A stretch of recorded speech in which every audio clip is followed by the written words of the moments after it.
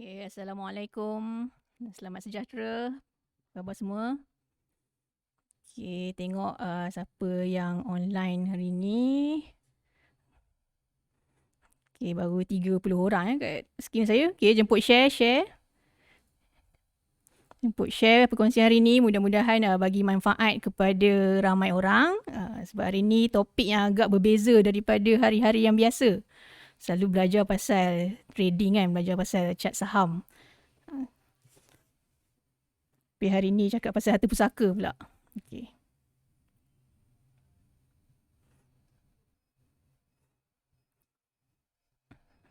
Okay, kita tunggu sedikit masa lagi sebelum mulakan. Mungkin boleh share, komen dan juga bagi ikon react love sikit.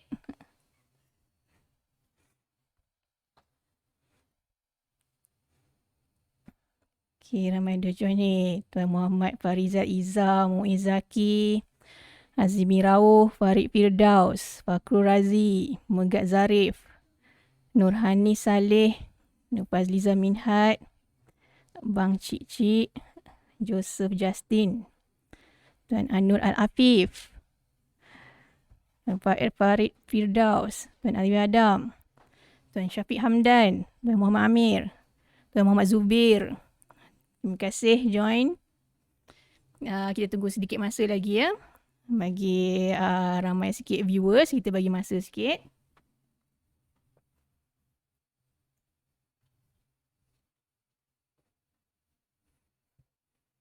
Jemput share dan juga jemput share dan tekan love.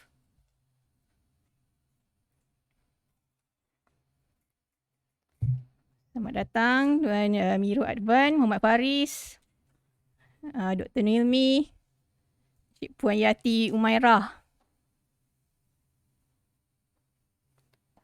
Tuan Hadi Misran dan share. Terima kasih.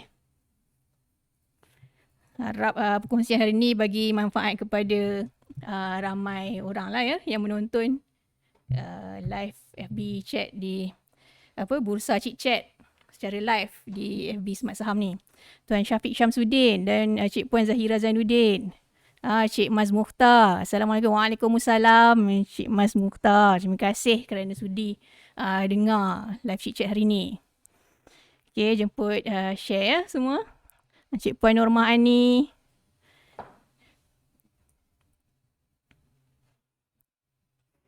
Saya bagi masa sedikit.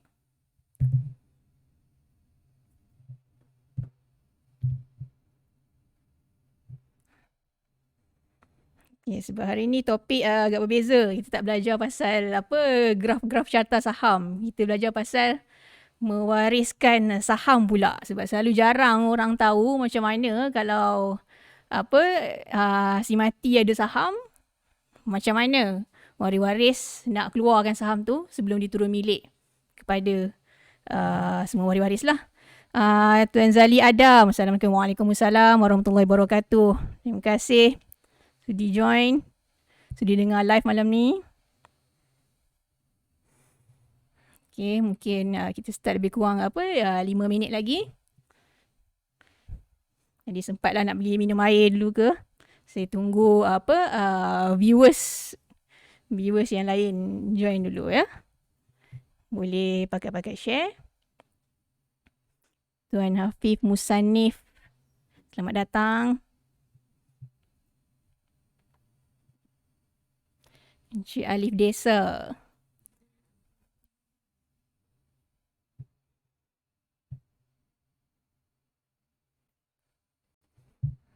Okay, jemput share ataupun set watch party pun boleh. Mudah-mudahan ramai yang dapat manfaat daripada perkongsian hari ini. Sebab jarang orang tahu macam mana tentang perwarisan saham. Saham sebagai harta pusaka. Okay, Cik Agnesia Francisca. Semua ni daripada mana ni? Okay, jadi Cik Njo Neza, Alung Mahfuzah. Terima kasih sudi join. Kita akan mula sedikit masa lagi. Hi Agnes. Terima kasih sudi join live kita malam ni. Lebih kurang 5 minit lagi lah kita mula. Salam semua Tuan Muhammad Zarif Zamani. Assalamualaikum. Terima kasih. Cik Nur Atikah Abdul Jalil. I'm watching kat Irda. Ya, Cik Nur Atikah. Ramai kawan-kawan daripada TMTSI ya. Mungkin ramai juga perunding pusaka, perunding harta pusaka ataupun syariah estate planner yang join malam ni. Tuan Muhammad Nur Adli Hamdan. Khabar Tuan Halim Omar. Puan Ida Hanif.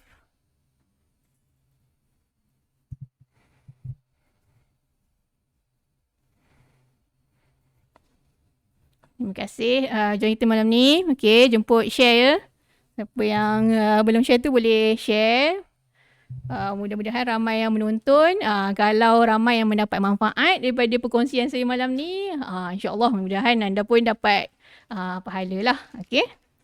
Tuan Muhammad Yusri Zainuddin, selamat datang. Okay, kita ada 60 viewers, 61 viewers setakat ni. Tuan Muhammad Hafiz.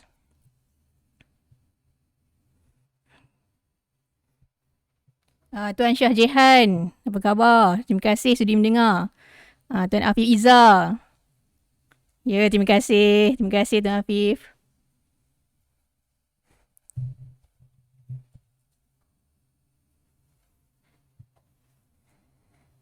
Okay, kita mula sedikit masa lagi ya Tuan Adib Mahmud.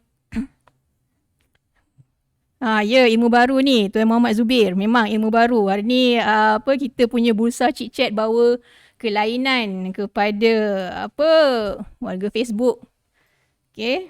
Sebab bukannya setakat kita nak mengumpul harta dengan membuat profit dan juga menggandakan kekayaan dengan melabur dalam saham, tetapi apalah gunanya kalau katalah saham itu nanti bila kita meninggal membebankan pula waris-waris kita nak menguruskannya. Jadi topik ni sebenarnya sangat penting dan semua orang patut tahu sama ada anda sebagai trader atau investor ataupun mungkin anda bakal mewarisi saham daripada si mati lah. Okay. Sebab kita tak tahu siapa yang akan meninggal dulu kan, sama ada kita mewariskan ataupun kita akan mewarisi. Okay. Tuan Ahmad Irfan Adnan. Okay, Tuan Ilmi Hamzah. Tuan Kamarul Arifin. Follow. Terima kasih. Terima kasih. Okay, siapa yang belum share tu boleh share. Kita mula sedikit masa lagi. Mungkin lebih kurang 1 minit. Video ni nanti akan save tak? Ya, boleh. Tuan Hasnan boleh rujuk dekat dekat FB Smart Saham. Dekat situ nanti ada dekat wall tu. Walaupun tak sempat ikuti sampai habis hari ni, boleh pergi ke FB Smart Saham dan tengok live hari ni lah. Cuma dah tak live lah kan rakaman hari ni. Cik Mas Mukhtar, amin, doakan saya. InsyaAllah. Saya doakan Cik Mas Mukhtar jadi lebih baik daripada saya. Kan? Kena ajak mak ayah join sekali tengok. Ya betul, Tuan Muhammad Zubir. Ajak mak ayah sekali tengok. Okay, dah share. Terima kasih Tuan Nazmi Farid. Dan share link ke group family. Terima kasih. Okay, Tuan Alwi Adam. Join share ilmu mahal hari ni. Terima kasih. Okay. So, kita mulakanlah ya topik kita pada hari ni tanpa membuang masa. Terima kasih kepada semua warga Facebook yang join lebih awal pada hari ni. Okay. Hari ni tajuk kita ialah saham sebagai harta pusaka. Okey, tajuk yang sangat unik yang tidak dibincangkan, jarang dibincangkan oleh sipu-sipu saham sebenarnya. Tapi hari ni nampaknya tuan-tuan puan semua bertuah kerana mendapat mungkin satu ilmu baru yang belum pernah didengari. Kalau pernah dengar pun tak apa, kita recap dan juga ulang kaji balik kan. Okey. Jadi Okey, bismillahirrahmanirrahim. Apa yang kita nak bincangkan ini, rasanya semua pun dah tahu nama saya kan, Irda Rina. Boleh saya panggil saya Irda ataupun Puan Irda pun boleh. Okey. Jadi apa yang nak dibincang hari ini ialah saya nak bincangkan 3 perkara saja. Okey. Yang pertamanya yang saya nak kongsikan ialah apakah isu-isu yang selalu berlaku dalam pewarisan saham. Okey, sebab saham ni dia satu harta yang unik. Dia mungkin tak sama dengan hartanah dan dia tak sama macam kereta, dia tak sama macam akaun simpanan. Saham ni dia sedikit berbeza. Dan yang keduanya saya nak kongsikan bagaimana pengeluaran saham CDS account nak dilakukan oleh waris-waris sekiranya setelah berlaku kematian lah. Okey. Jadi macam kalau katalah kita meninggal dunia, macam mana waris-waris nak buat untuk keluarkan dari saham-saham kita daripada akaun CDS tu. Sebab kita dah tak ada kan, kita dah meninggal dunia, jadi macam mana siapa pihak yang diberi kuasa untuk menguruskan saham kita lah. Dan yang ketiga saya nak share, kalau dah tahu isu-isu dalam pewarisan saham, dah tahu macam mana saham tu diuruskan sebagai pusaka, yang ketiga kenalah tahu apa persediaan yang boleh dilakukan oleh kita sebagai sama ada trader ke investor ke, apa yang kita boleh lakukan sebelum kita meninggal dunia. Sebab kita tak tahu meninggal dunia bila. Tapi kita boleh buat persediaan hari ni siap-siap supaya saham yang kita kumpul selama ni, saham di Bursa Malaysia lah, tidak menjadi bebanan kepada waris-waris kita esok selepas kita meninggal dunia. Sebab ialah kekayaan yang kita kumpul pada hari ini semuanya selain daripada sebab kita nak hidup selesa dan senang lenang, dan juga mungkin untuk nak gandakan kekayaan di masa hadapan. Selain daripada itu, selalunya kita simpan tu sebab untuk keluarga kita juga kan, kita kumpul harta tu untuk keluarga kita juga. Tapi apalah maknanya kalau kita kumpul harta yang banyak, akhirnya apabila kita meninggal menjadi bebanan pula kepada waris-waris kita. Jadi itulah persediaan yang kita perlu lakukan. Jadi inilah 3 topik yang saya akan bincangkan, iaitu isu dalam pewarisan saham, bagaimana pengeluaran saham bila berlaku kematian, dan juga apakah persediaan yang boleh dilakukan kita sebagai pemilik saham, apa yang persediaan boleh dilakukan supaya memudahkan waris-waris kita kelak. Okey, kita beralih kepada slide. Slide. Apakah isu-isu yang selalu berlaku dalam pewarisan saham ni?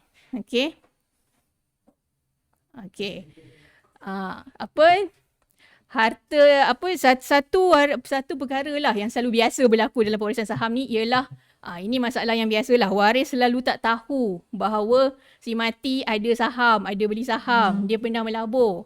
Ini isu yang paling common lah. Malah saya pun pernah experience benda ni. Memang ada klien saya yang bila ayahnya meninggal, dia tak tahu ayah dia ada saham, pernah membeli saham, pernah trade saham masa muda, pernah beli saham. Sebab tak semestinya semua orang yang beli saham ni dia trader aktif berurus niaga setiap hari. Mungkin dia beli tu untuk nak menikmati dividen saja kan.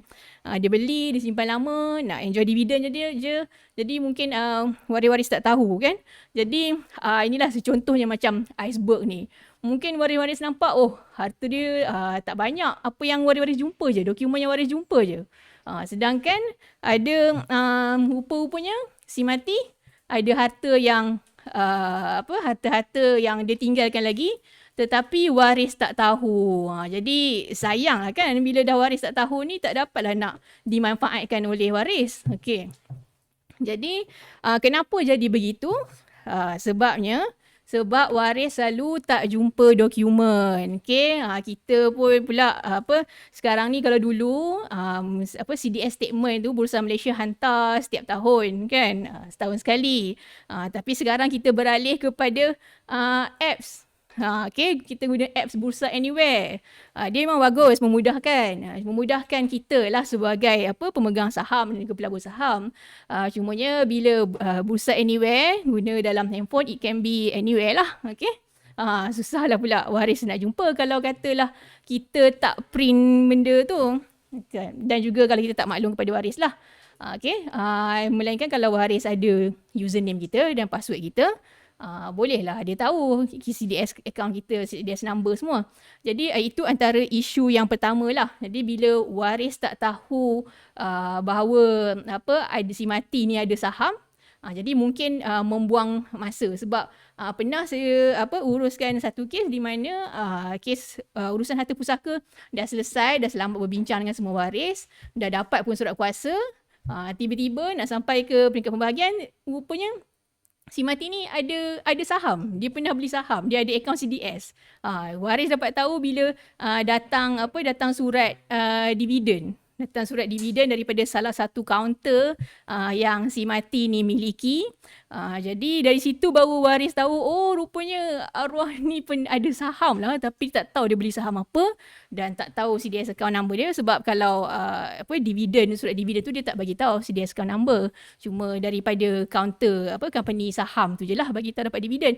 Jadi bila dah uruskan semua tu, baru dapat tahu, Allah, si mati ni ada saham rupanya. Dah ada harta yang tertinggal. Dah nak kena ulang balik prosedur pengurusan pusaka daripada awal. Nak kena berbincang balik dengan waris-waris, kan? Nak kena mulakan balik lah prosedur bincang dengan waris. Kalau waris tak ramai tak apa.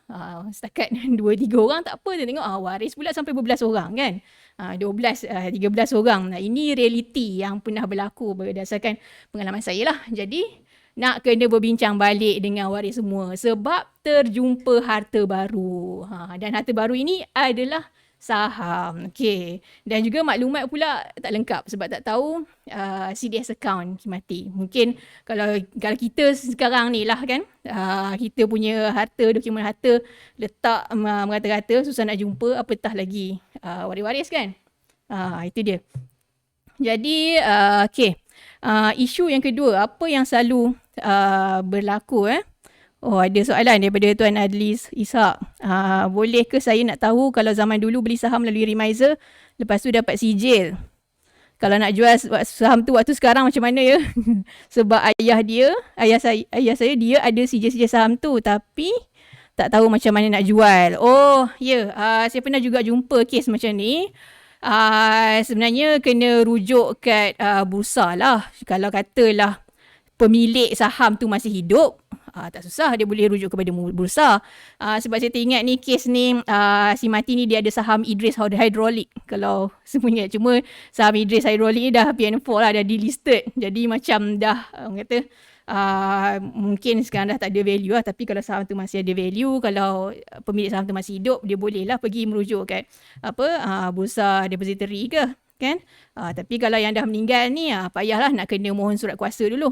Okay, dan boleh masukkan nombor akaun atau CJ tu dalam senarai harta juga. Kemudian tu bolehlah rujuk kepada bursa macam mana nak buat, okay? Tapi sekejap lagi saya akan kongsikan macam mana kalau si mati yang ada akaun CDS. Okay. Isu yang kedua yang biasa berlaku ialah dalam saham ni, apa yang selalu orang buat ialah kejap slide. Apa yang ialah akaun tumpang. Akaun tumpang ni pun selalu juga berlaku.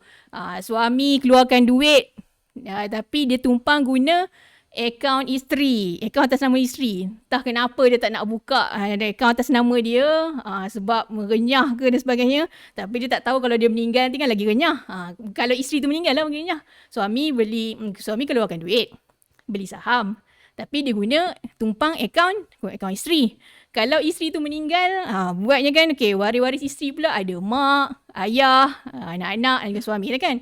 Jadi walaupun suami tu contribute semua 100% modal kepada saham tu, bila isterinya meninggal sebabkan akaun tu atas nama isteri, nampaknya suami kena berkongsi dengan ibu bapa dan mertua dia. Macam mana dia nak buktikan bahawa akaun saham tu dia yang sumbangkan selama ni, dia yang beri modal.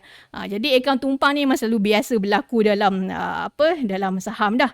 Dan satu lagi yang selalu orang tumpang akaun ni bila ada initial public offering, IPO. Sebab IPO ni bila company offer saham, kan biasalah orang buat sebab dia nak bagi dia punya application tu terpilih Jadi dia tumpanglah nama. Tumpang nama kakak, abang, adik, suami, habis semua dia tumpang nama. Sebab dia tak tahu siapa punya application yang terpilih. Kan? Takut kalau dia hantar application dia seorang je, takut nanti dalam IPO balloting tu dia tak terpilih pula. Jadi dia pun tumpanglah nama kakak, nama adik, nama abang semua. Tengok-tengok yang berjaya dalam balloting result tu saham kakak pula. Dah saham tu sebenarnya dia yang bagi duit. Tapi akaun atas nama kakak. Jadi ini salah satu contoh orang guna saham untuk sebagai menumpang lah. Okay? Sebab kalau kita tengok contoh kat sini pun, yelah kalau macam IPO tu mungkin kita submit, berapa ramai yang submit saham, tapi yang berjayanya berapa application saja. Kan? Jadi sebab itulah orang suka hantar application banyak-banyak tapi dengan menggunakan nama orang lain. Jadi bila nama orang lain tu berjaya, jadi baru dia masukkan duit, transfer duit ke akaun nama orang lain tu. Tapi kekal lah sebagai nama orang lain tu pula kan. Sedangkan macam mana dia nak buktikan bahawa sebenarnya saham tu milik dia. Okay. Okay. Lepas tu isu yang seterusnya ialah isu yang ketiga ialah cabaran macam mana nak mendapatkan persetujuan, kesepakatan antara waris-waris dari sudut pembahagian saham. Sebab saham ni dia berbeza daripada harta-harta yang lain. Okay? Kalau kita tengok dalam carta jadual yang saya tunjuk ni, okay, dari sudut harta pusakanya, harta ni terbahagi kepada dua. Kita sebut harta dari sudut undang-undang lah, undang-undang dalam pusaka ni, kita sebut harta ta'alih, iaitu harta yang tak boleh dialihkan macam rumah, tanah, ladang, dan juga harta alih. Harta alih ni ialah apa-apa harta yang boleh dialihkan lah, macam kenderaan, simpanan, sebab kita boleh alihkan kan, kita boleh transfer daripada satu akaun ke satu akaun, dan juga macam saham syarikat pun harta alih, dan juga pelaburan. Jadi kalau kita tengok, kalau harta ta'alih ni, dia punya struktur pembahagian dia adalah dalam bentuk pecahan. Kalau kita tengok dalam tanah, dalam satu geran tanah, dia pecahan 1/2, 1/2, 1/4, ataupun mungkin kalau harta pusaka tu diwarisi oleh ramai waris, mungkin lagi kecil pecahannya kan, mungkin 300 per berapa ribu ke. Okay, kalau harta tanah dalam bentuk pecahan. Kalau kenderaan memang the whole kenderaan lah. Okay, sebab kenderaan hanya boleh masuk satu nama je. Okay, satu kereta, satu motosikal. Kalau macam akaun simpanan pula, dia punya pembahagian dalam bentuk ringgit Malaysia, dalam bentuk nilai. Jadi berapa baki akaun si mati yang ditinggalkan pada masa kematian dan masa urus pusaka tu, senanglah dibagikan dalam bentuk nilai, kira je bahagian faraid masing-masing, kemudian bahagikan. Kalau syarikat pula, dia punya pewarisan dia dalam bentuk peratusan saham. Okay, mungkin kita memiliki 50% saham dalam Megah Holding aku contohnya kan. Okay. Jadi saham tu 50%, bila kita meninggal 50% tu lah yang akan diwarisi oleh waris-waris. Tapi macam mana nak pecahkan tu, itu dalam kelas lain lah, pewarisan syarikat pula. Tapi hari ni kita cakap pasal pelaburan saham di akaun CDS saja. Akaun CDS saham ni uniknya, dia punya pembahagian ialah dalam bentuk unit. Sebab kita beli pun dalam bentuk unit kan. Dalam gandaan 100. Minimum 100 lot. Okay. Betul tak? Jadi itulah bezanya saham dengan harta-harta yang lain. Okay, jap. Kita tengok ada apa-apa soalan tak? Okay. Tak ada. Speculation dulu. Okay. Kemudian tu, kalau kita tengok kalau dari segi pembahagian ni, antara cabaran yang berlaku, ini contoh, okay. Ni tak tunjuk bila saham ni dibeli, ni akaun tahun bila dan siapa punya, saya tak tunjuk. Ni bukan buy call, okay. Tengok boleh, percaya jangan. Okay. Ini sebagai rujukan je, nak bagi tahu bahawa pembahagian saham bila berlaku kematian, pergi ke bursa depository tu bukannya diberi dalam bentuk nilai, sebab nilai saham ni berubah-ubah kan. Kalau akaun simpanan tu, dia mungkin berubah secara bulanan je. Kalau ada kalau akaun pelaburan yang lain secara bulanan je, mungkinlah ada berubah sikit kalau katalah ada hibah ke ataupun sebarang tolakan. Tapi kalau saham ni dia berubah setiap setiap minit, setiap saat kan. Berubah-ubah. Okay? Setiap hari berubah value dia. Jadi pembahagian saham ni dalam bentuk unit. Jadi bila dalam bentuk unit tu, macam mana nak pecah-pecahkan? Sedangkan tengok contoh kan, Rimbunan Sawit 1,000 unit, Hibiscus Petroleum 2,000 unit. Sedangkan kita punya pecahan faraid, dan sudut faraidnya dalam bentuk pecahan.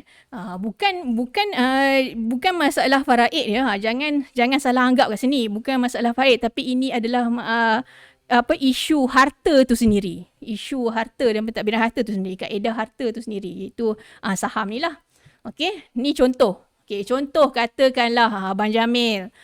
Abang Jamil dia kahwin dengan Kak Tipa. Kemudian dia meninggal dunia. Okey.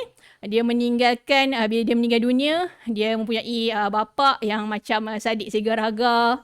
Kemudian dia ada mak yang macam mak dara dalam cerita ibu mertua aku tu. Kemudian dia ada isteri macam Kak Tipa.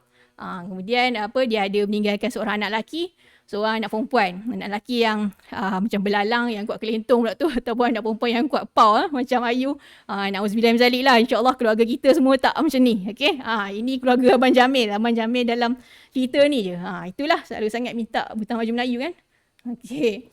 Ni contoh. Jadi apabila Abang Jamil meninggal, katakanlah Abang Jamil dia ada 10,000 unit saham. Okay, 10,000 unit saham, tak kira dalam kaunter mana. Dalam CDS account dia ada 10,000 unit saham. Jadi kalau ikut pembahagian faraid dia, bapa 1/6 bahagian, ibu 1/6 bahagian, isteri 1/8 bahagian. Ini adalah pembahagian yang memang dinyatakan dalam Al-Quran, okay, dalam surah An-Nisa. Jadi bukannya satu pembahagian yang kita reka-reka. Kemudian baki selebihnya dibahagikan di antara anak lelaki dan perempuan, di mana setiap anak lelaki mendapat 2 bahagian, manakala anak perempuan mendapat 1 bahagian.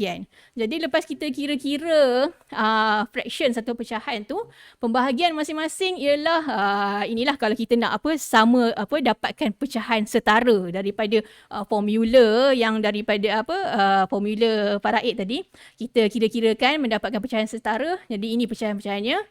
Bapa 12/72, okay, anak lelaki yang paling banyak lah dalam kes ini 26/72. Bukan sentiasa, bukan dalam setiap masa anak lelaki tu dapat paling banyak ya, sebab lain orang lain struktur faraidnya. Jadi kemungkinan ada orang lain yang dapat lebih banyak. Okay? Jadi bila macam ni, takkanlah pembagian unit saham tu nak bagi dalam bentuk macam ni.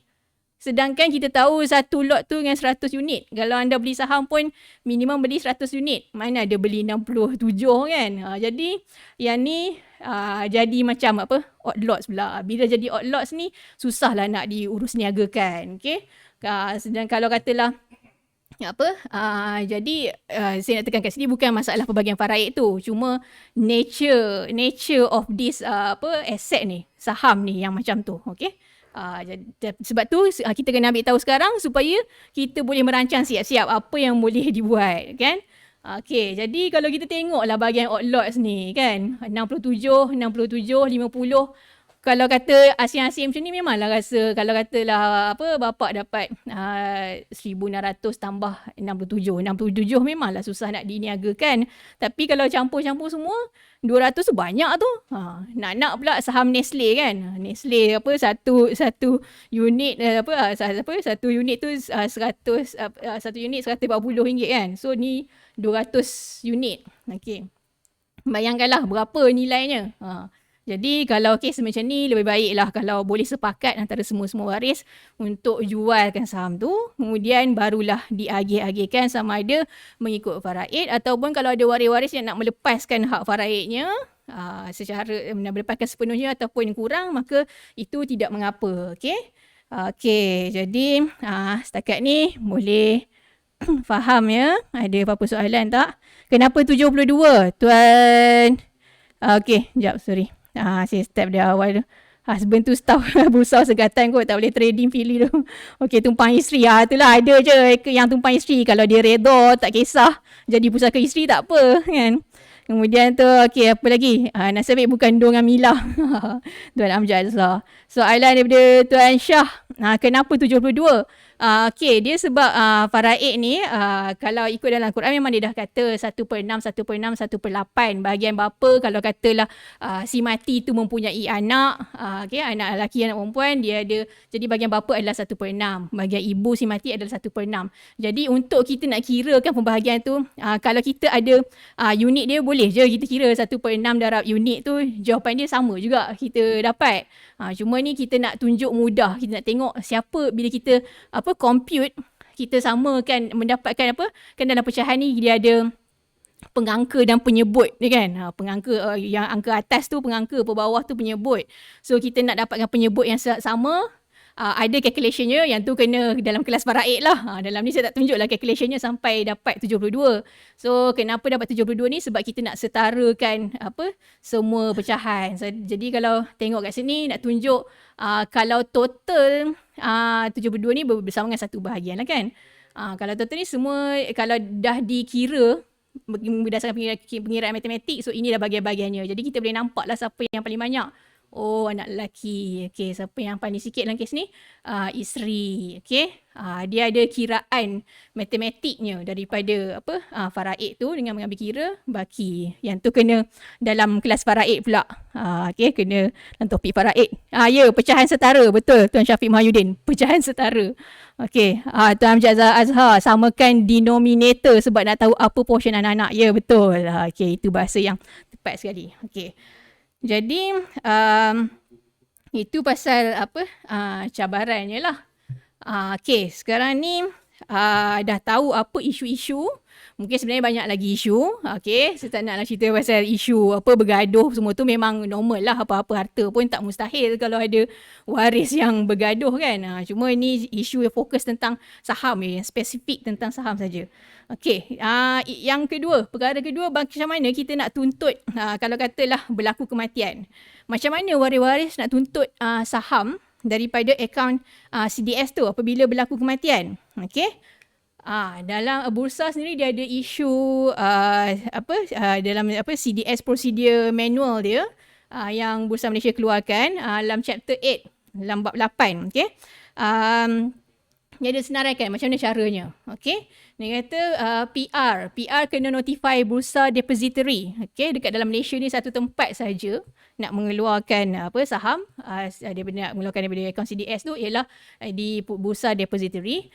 PR tu bermaksud personal representative, iaitu executor ataupun administrator. Maksudnya wasi ataupun pentadbir harta. Okay, executor or administrator of the estate of the deceased. Okay, maksudnya pentadbir ataupun wasi kepada si mati. Bukan simply mana-mana waris boleh pergi bawa si mati je, tak boleh. Dia kena hanya melalui hanya wasi ataupun pentadbir saja yang boleh keluarkan ya. Jadi apa pentadbir kena bawa, apa yang wasi kena bawa? Okey, kalau katalah si mati dia sempat buat wasiat, dia lantik wasi, maka wasi perlu bawa grant of probate. Okey, jikalau where there is a will, di mana bila si mati meninggalkan wasiat dan dalam wasiat tu dia ada lantik wasi. Jadi wasi boleh mengemukakan grant of probate ke Bursa Depository ni untuk mengeluarkan saham si mati.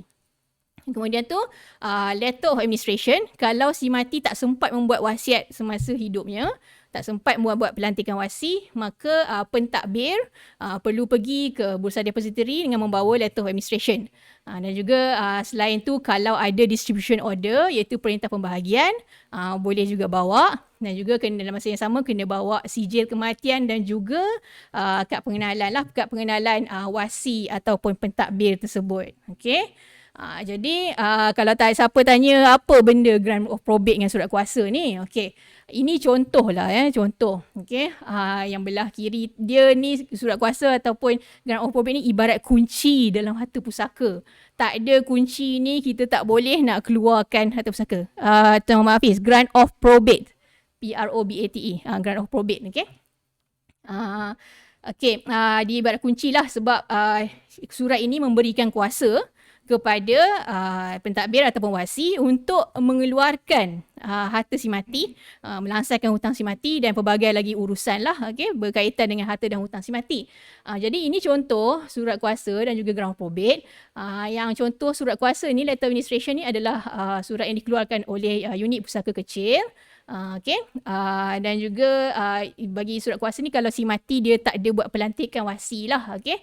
Dia tak sempat buat wasiat, dia tak sempat lantik wasi masa hidupnya. Jadi pentadbir kena bawa surat kuasa. Belah kanan pula ialah grant probate. Ini bukan yang the latest, sebab kalau the latest punya grant of probate, rupa dia mungkin macam lain sikit kot. Okay.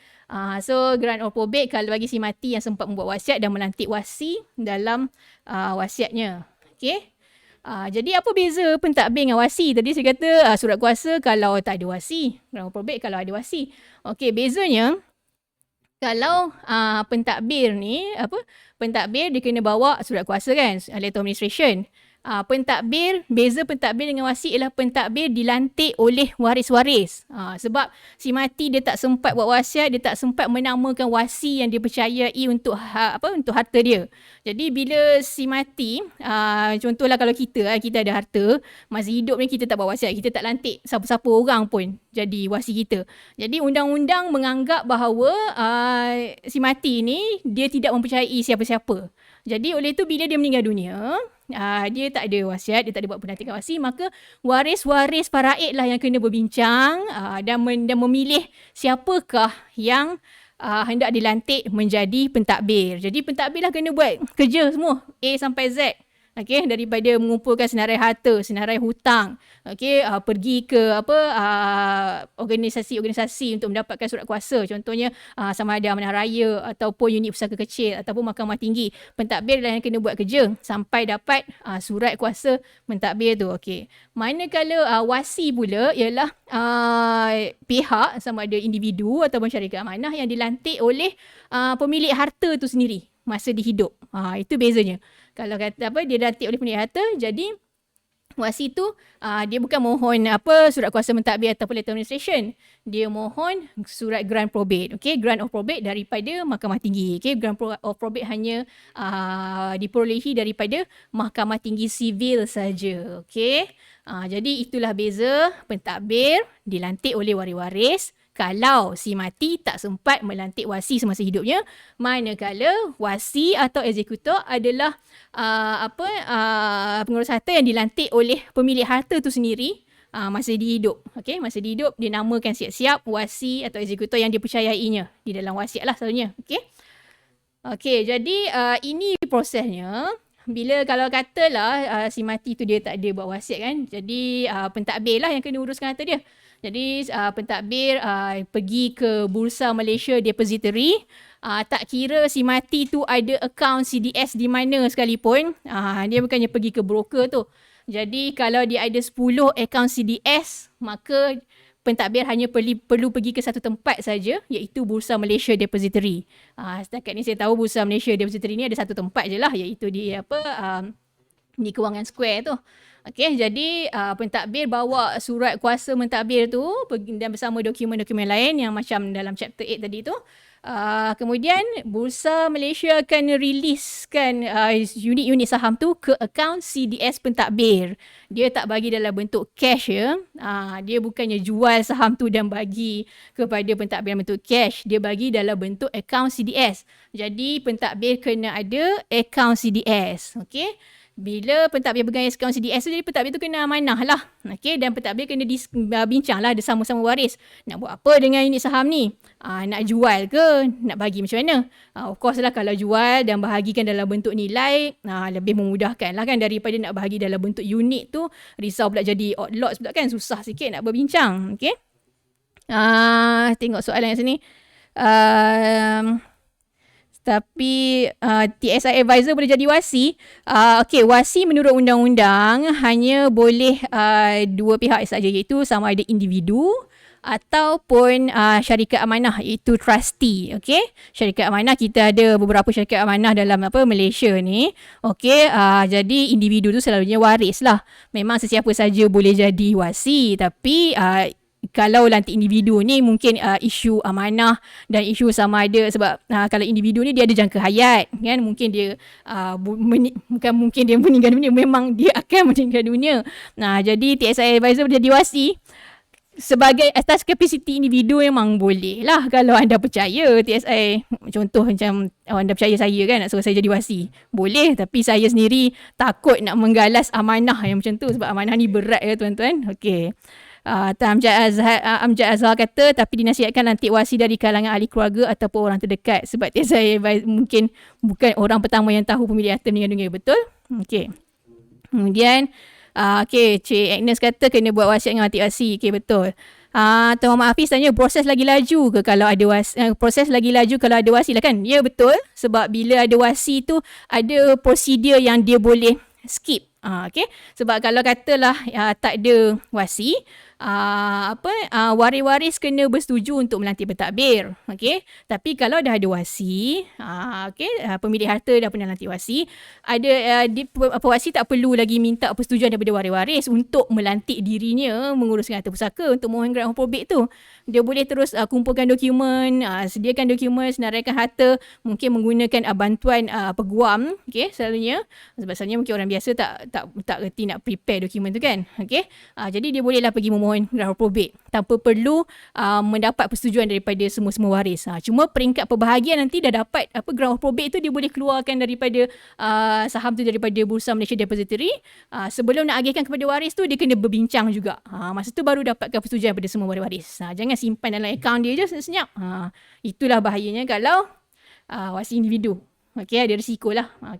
Ni kan yang benar-benar amanah. Ini pula contoh kalau katalah si mati dia tak sempat buat wasiat, tetapi unit pusaka keluarkan perintah pembahagian. Dia bukan keluarkan surat kuasa. Dia keluarkan sejenis surat kuasa yang lain, iaitu perintah pembahagian. Di mana dalam bentuk pecahan terus. Atas dia letak nama waris-waris, pecahan terus. Tapi surat kuasa yang saya sertakan dalam contoh ni bukanlah senarai-senarai harta tu bukanlah saham. Ini account bank. Tapi lebih kurang sama lah. Bila letak nama waris setiap seorang ni, bermakna kalau pergi ke setiap waris kena pergi ke Bursa Malaysia Depository, dan Bursa Malaysia Depository akan riliskan unit-unit saham tu ke dalam CDS account waris. Jadi akan timbul isu odd lots tu juga. Sebab takkan nak bagi saham Nestle, kau ambil saham yang tak perform, orang ni ambil, tak adil lah kan. Dia kira samalah. Kemudian tengok, jadi apakah solusi yang boleh dibuat? Jap, tengok soalan. Macam mana nak lantik wasi sementara kita masih hidup ni ya? Senang saja. Nanti saya kongsikan. Satu-satunya melalui wasiat lah. Wasiat terakhir. Sebab wasiat tu adalah dokumen yang akan dibaca selepas kita meninggal dunia. Beza wasiat dengan dokumen lain ni, sebab wasiat tu untuk dilaksanakan lepas meninggal dunia. Jadi macam mana nak lantik wasi? Jawapannya melalui wasiat. Soalan Tuan Farid Samirun. Puan, sekiranya unit yang dimasukkan dalam CDS wasi tu on papernya jadi hak milik wasi tu secara sah ke? Kalau katalah macam wasi individu, dia risiko lah pula sebab memang akan masuk dalam akaun dia. Jadi dia kena agih-agihkan cepat sebelum benda tu kena dia meninggal ke pula jadi atas nama dia kan. Itu yang jadi isunya. Tapi kalau macam trustee yang jadi wasi, ataupun pentadbir, trustee dia ada account CDS qualifier account tu sebelum agihkan kepada waris-waris. Jadi itu adalah risiko kalau lantik wasi individu lah, sebab on papernya masuk dalam CDS account pentadbir tu. So Cik Sharifah Asmah buat wasiat untuk lantik wasi. Ya, betul. Cik Anisia Francisca better lantik trustee. Ya, betul. Syafiq Mahyudin, kalau ekonomi ni dia ada prosedur dia yang agak berbeza. Dalam CDS prosedur manual yang dikeluarkan oleh Bursa Malaysia tu, dalam chapter 8 tu juga sambungan daripada yang kematian tadi ada dia cerita kalau ekonomi ni macam mana nak buat. Cuma saya tak sentuh kat dalam ni lah. Cuma kalau tuan nak cari benda tu, tuan boleh Google sebenarnya, cari macam mana nak close CDS account nomini Bursa Malaysia, insya-Allah boleh jumpa. Sebab tadi pun saya jumpa, semua saya tak sentuh sebab ini saya lebih sentuh tentang kematian yang pemilik saham, saham tu sebagai pemilik ni lah, dia tak guna ekonomi ni ya. Wah, banyaknya CDS, saham CDS dekat Ida. Ada 2 je, tak banyak. Nilai tak tunjuk. Maybank Investment tu masa saya kerja Maybank dulu memang kena buka account Maybank lah. Sekarang ni pakai bursa Melaka Securities. Pecah rahsia. Panjang nombornya. Ada 8 digit, banyak je bintang. Rahsia. Tak tahu berapa balance. So, apakah solusi yang boleh dilakukan? Kita masuk part solusi ni. Pertama sekali, kan kita masing-masing ada bursa anywhere tu, janganlah biar dia kekal dalam handphone. Print lah kan. Print benda tu. Dia sebenarnya yang penting kena ada CDS account number tu lah. Okay. Sebab itu akan membantu bursa Malaysia Depository, bursa depository tu. Kena ada CDS account number, print statement tu, sebab nak tunggu statement sampai dah tak ada dah sekarang. Jadi print dan simpanlah dalam file elok kan. Tapi tanya apa counter tengah hold. Rahsia-rahsia. Okay, jadi simpanlah elok-elok. Sebab macam mana pun, kertas juga sebenarnya cara yang paling efektif untuk menyimpan rekod. Ya? Walaupun kita sekarang teknologi canggih, ada guna apps dan sebagainya, masalahnya apps tu hanya untuk memudahkan kita. Tetapi boleh jadi menyukarkan waris-waris pula kelak. Kan? Sayang je. Okay, yang kedua, bolehlah lantik wasi, dan dalam kes ni saya nasihatkan lantik wasi di kalangan syarikat amanah lah. Jadi dengan adanya wasi boleh bawa grant of probate itu ke Bursa Malaysia Depository. Jadi tak kira si mati ada 10 akaun ke 15 akaun ke dengan pelbagai broker saham, dengan Melaka Securities dia ada, dengan Maybank Investment dia ada, kan, dengan RHB Investment dia ada. Wasi hanya perlu pergi ke satu tempat je, iaitu Bursa Malaysia Depository tu. Jadi Bursa Malaysia Depository akan riliskan semua unit saham si mati kepada wasi. Jadi wasi akan simpan saham-saham tu. Kalau katalah wasi syarikat amanah, itu lebih baik kerana syarikat amanah ni dia memang ada akaun CDS qualifier ni. Dia akan simpan dalam akaun CDS dia. Jadi waris-waris bolehlah bincang dulu macam mana nak bahagikan. Macam mana nak bahagikan, nak jual ke, ada yang nak saham ke. Sebab bukannya tak ada ya, memang ada kes yang waris tak, kalau ikutkan jual, bahagi masing-masing ikut value-nya, lebih mudah lah kan. Tapi tak mustahil, kita tak tahu waris-waris kita esok. Mungkin ada waris yang nak juga saham tu, especially counter yang betul perform. Dia pula baru belajar Wyckoff method kan, semangat pula nak pegang saham, dapat pula saham yang blue chip yang best-best ni. Mungkin dia nak rasa dia nak dah mewarisi dalam bentuk saham dan nak enjoy dividen saja kan. Jadi kalau ada dispute pertikaian antara waris tu, ada yang nak saham, ada yang nak suruh jual, yang tu, sebab itulah kepentingannya wasi boleh jadi orang tengah untuk berbincang. Okay? Mungkin kalau katalah ada waris yang nak dalam bentuk unit, tapi ada waris yang nak suruh jual, mungkinlah waris yang dalam bentuk unit tu dia boleh tebus kan, dia beli bahagian orang yang nak jual tu. Okay? Lebih mudah untuk berbincang bila ada orang tengah yang tidak mempunyai kepentingan terhadap harta si mati. Okay? Okay, saya tengok soalan. Okay. Rekod kertas juga yang paling efektif. Betul, Tuan Muhammad Arifin. Kertas juga yang paling efektif. Okay. Contoh syarikat amanah. Contoh syarikat amanah banyak. Okay, mungkin yang paling popular sekali orang kenal Amanah Raya lah. Okay, itu government badan kerajaan syarikat amanah. Yang lain seperti Asalin Trustee, PB Trustee, Maingkasa Amanah, dan juga macam Pacific Trustee. Okay, ada banyak syarikat amanah yang boleh sediakan dokumen untuk kita buat wasiat dan juga lantik wasi. Tuan Muhammad Hafiz Amanah Raya, ya betul, itu salah satunya. Okay, Cik Mas Muftah Asarihin, ya betul. Okay, mantap Wyckoff. Okay, dia ada saham Top Glove. Rahsia-rahsia. Okay, betul kalau si mati tiba-tiba ada saham Top Glove sekarang ni, tengah ni pula kan, tengah macam nak naik, berebut waris. Okay, saya nak jual sebab tengah accumulate kot. Itu pun betul juga. Nak jual, ada pula lah kan. Waris pula semua ni yang datang kelas Wyckoff ni. Ada yang kata nanti belum jual lagi sekarang. Jangan jual sekarang. Nanti simpan ni. Saya ada jual lah sekarang. Apa kita nak buang masa. Dah pula kan bertelagah bab tu. Jadi itulah risikonya. Dan okay, so yang terakhir sekali, apakah solusi yang boleh lakukan, macam mana nak lantik wasi? Of course melalui wasiat. Sebab wasiat ni ialah dokumen yang akan dibaca selepas kita meninggal dunia. Apa beza wasiat dengan dokumen-dokumen lain ya? Macam kalau kita beli rumah guna sale and purchase agreement kan, dokumen undang-undangnya. Kalau beli kereta hire purchase agreement kan. Tapi wasiat ni berbeza sebab wasiat ni kita buat semasa kita hidup, tetapi untuk dilaksanakan selepas kita meninggal dunia. Jadi wasiatlah satu-satunya dokumen yang akan bersuara bagi pihak kita selepas kita meninggal dunia. Jadi nak lantik wasi, lantiklah melalui wasiat. Dan kalau nak buat wasiat, janganlah pula hanya buat wasiat pasal nak bagi harta saja. Buat wasiat tu biar lengkap. Okay, lantiklah wasi dan juga biar dia betul-betul bertulis bertarikh, bersaksi.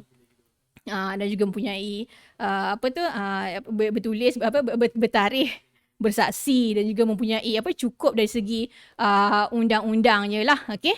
Tetapi kalau ada hasrat hendak memberikan harta memberikan saham itu semasa hidup, okey, kepada orang-orang yang tersayang, bolehlah buat dokumen hibah contohnya. Tapi hibah ni pun tak semua syarikat yang buat untuk saham CDS ni. Jadi kena check jugalah, okey. Sebab hibah walaupun dari segi konsepnya, dari segi teorinya semua harta boleh dihibahkan selagi mana cukup dari segi ruku-rukunya, tetapi kena tengok juga isu lain iaitu dari segi praktis dan pelaksanaannya. Jadi tak semua trustee yang agree untuk buat hibah bagi akaun CDS ni. Tapi kalau satu lagi alternatif, contohnya macam suami tumpang akaun isteri atau isteri tumpang akaun suami tu, boleh juga buat satu lagi dokumen alternatif iaitu perjanjian harta sepercarian ataupun perjanjian aset perdayaan sama untuk memberi saham tu kepada pasangan, okay? Sebab perjanjian harta sepercarian atau aset perdayaan sama ni adalah antara suami dan isteri saja, bukan untuk memberi kepada anak-anak lah, okay? Cumanya mungkin kalau satu lagi alternatif, kalau ada guna akaun tumpang atas nama orang lain tu, boleh juga bagi tahu dalam wasiat lah, okay? Cuma dalam wasiat ni ikut jugalah, sebab ada setengah trustee memang dia letak pasal akaun duit saham yang kita pegang bagi pihak orang lain tu, ada yang dia letak di bawah klausa hutang dan perbelanjaan ataupun harta amanah. Jadi bila meninggal, dia akan asingkan aset tu, dia terus sampaikan kepada kepada pemilik sebenar saham tu lah. Cuma mungkin ada isu-isu berbangkit kalau kata waris kontes ke apa buktinya dan sebagainya kan. Okay. Dan juga itulah nak kata itu salah satu solusi. Tapi kalau macam akaun tumpang tu, buat apalah nak pening-pening nak tulis dalam wasiat, dah pindahkan je lah, transferkan je lah akaun dia kan. Macam contoh IPO tadi tu, mula-mula je guna akaun dia. Lepas tu dah lama-lama transfer lah ke akaun CDS pemilik yang sebenar. Macam tadi suami tumpang akaun isteri tu, bukannya susah, lebih baik buka akaun terus kan. Nak buat apa tumpang-tumpang akaun nama orang, transfer akaun tu akaun sendiri. Itu lebih selamat daripada biar sampai meninggal dunia. Ataupun inilah walaupun ditulis dalam wasiat. Dan juga alang-alang tulis wasiat tu, tadi dah keluar dah suruh print dokumen tu kan. Bagi dah sekali dekat wasi suruh simpan dokumen tu, okey. Jadi dalam wasiat tu sekali boleh lampirkan dokumen-dokumen harta dan dokumen hutang, okey. Boleh printkan sekali CDS statement. Tak semestinya the latest. As long as ada CDS account tu, satu CDS account pun mungkin dah mencukupi. Dah ada CDS account tu, at least tahu, wasi tahu, waris tahu, oh si mati ni ada saham, okey. Bagi semua dokumen-dokumen harta, bagi letak dalam sertakan sekali dalam wasiat, lampirkan dan bagi wasi simpan kan. Kalau wasi daripada syarikat amanah, dia ada bilik kebal dia sendiri, okey. Jadi bilik kebal ni dia terlindung lah daripada kecurian, kebakaran dan juga banjir. Tengok kan banjir kat mana kan semalam, kan. Kalau simpan kat rumah tu ada risiko-risiko macam tu lah. Kalau tak banjir, terbakar kan, nauzubillah kan. Kalau tak terbakar mungkin orang curi pula. Sebab pernah ada satu kes juga, klien saya bertanya, memang si mati ni dia dah simpan semua dokumen dalam satu beg hitam. Bila dah meninggal tengok dokumen beg tu dah hilang dah. Ada tu ambil, adalah waris lain ambil, dah susah nak uruskan kan. Isu-isu macam tu. Kalau kata dah tak terbakar ataupun tak banjir, tak hilang pun mungkin dimakan anak-anak. Itu pun salah satu isu juga, okey. Jadi okey, itulah solusi yang setakat ini, perkongsian setakat ini. Sekarang nak tengok soalan pula. Okey. Saya nak jual sebab tengah aku melekut, betul. Amanah Raya PB Trustee, Tuan Awi Adam ada komen situ, contoh-contoh syarikat amanah. Okey, nampaknya tak ada apa-apa soalan. Kalau kalau ada apa-apa soalan nanti bolehlah juga tanya dekat Facebook saya, Irda Rina. Okay.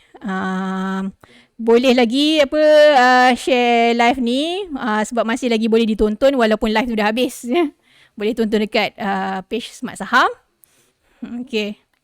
So mungkin kalau tak ada apa-apa soalan lagi, macam mana nak pilih syarikat trustee yang bagus? Bagi saya semua syarikat trustee pun bagus sebab semua pun di bawah Akta Syarikat Amanah. Okay. Akta Syarikat Amanah 1949. Maknanya dia bukannya bila syarikat di bawah Atas Syarikat Amanah 99 ni, maksudnya trustee ni dia tak boleh menggulungkan perniagaannya, tak boleh tutup perniagaannya sewenang-wenangnya macam syarikat biasa. Jadi kalau katalah dia terpaksa tutup satu hari nanti pun hanya dengan kebenaran Mahkamah Tinggi saja. Okey. Kalau itu pun kalau Mahkamah Tinggi berpuas hati bahawa ada trustee lain yang akan ambil alih lah. Okey, nak pilih trustee yang bagus, susah nak jawab soalan tu sebab bagi saya semua bagus. Cumanya mungkin package produk yang disediakan oleh trustee tu ikut kesesuaian masing-masing. Okay? Mungkin ada orang yang sesuai dengan solusi di trustee A, mungkin ada yang sesuai dengan solusi trustee B. Okay? Jadi kalau susah-susah tak mau pening-pening, boleh jumpa mana-mana financial planner, especially TSI financial planner, ataupun kalau pening jumpa saya pun boleh, insyaAllah. Boleh rujuk saya. Okay? Sebab sebenarnya kalau tanya generasi tu macam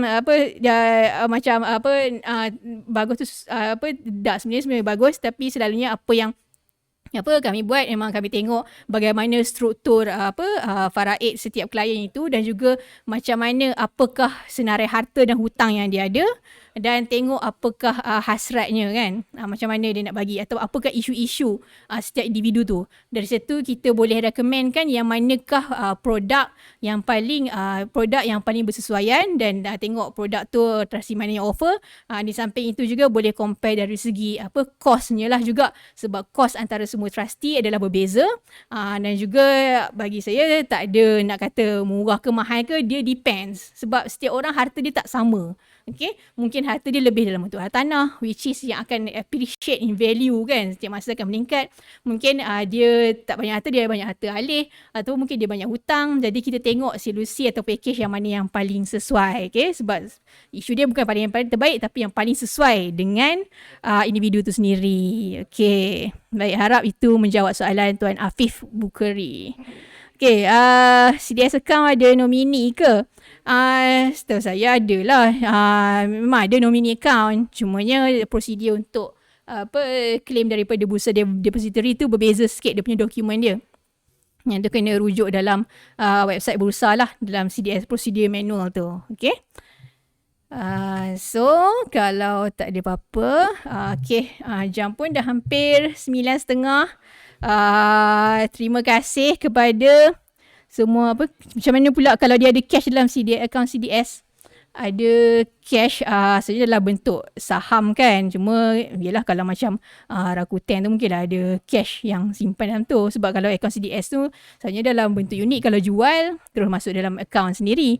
Cuma mungkin ada setengah-setengah akaun broker tu yang macam dia ada satu akaun yang dia simpan duit dalam tu. Yang tu kena check dengan broker tersebut lah.